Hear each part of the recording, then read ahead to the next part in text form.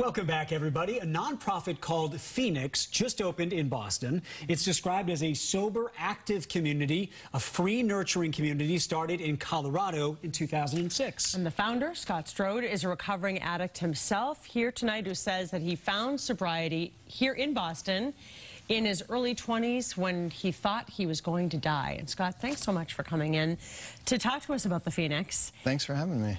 You point out in this TED Talk that for a lot of people, 40 to 60% of people who try traditional rehab, they tend to relapse. It doesn't work for them. What's the whole concept behind the Phoenix?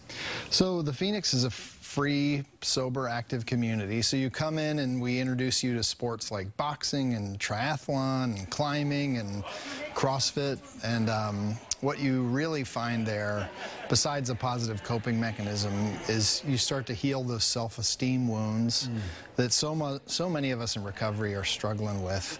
And then it kind of empowers you through the activity to kind of let go of some of the shame from your addiction.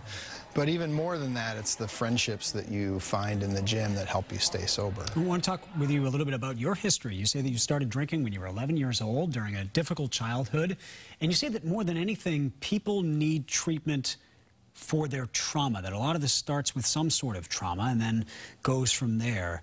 Can you talk a little bit about your personal experience? Sure, yeah. So, I mean, I think if people would like to learn more about it, you can look up Adverse Childhood Experience, or the ACE scale.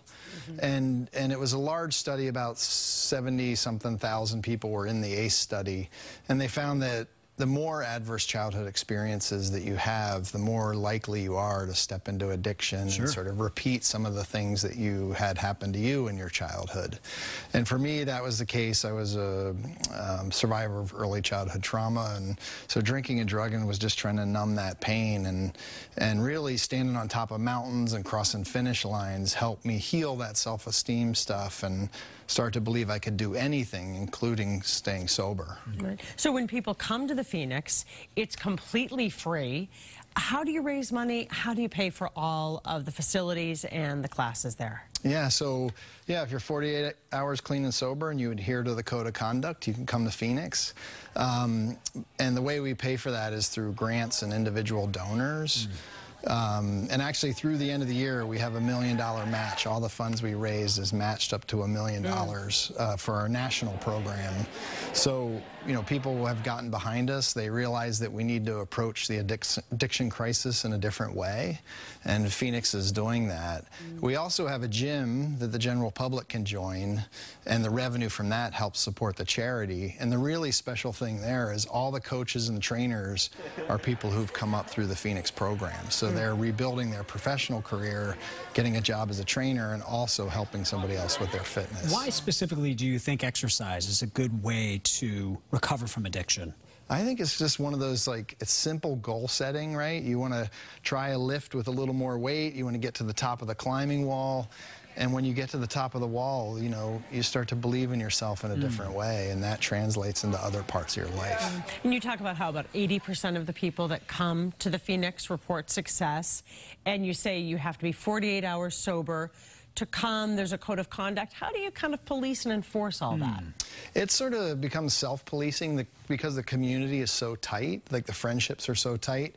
But also, if you're in active addiction, you don't really want to be around happy, sober people doing burpees and pull-ups and stuff. So, you know, if somebody comes and they're still really active in their addiction, it's sort of a cry for help, and they're looking for outlets. And we try to network into the community to other services to help people get sober if they're struggling. How does someone become a member? And we should ask you where exactly this is located. Yeah. And how someone can become a member if they're out there and have some sort of addiction that they're struggling with. Well, we're right in the New Market Square area. 54 New Market Square is the address.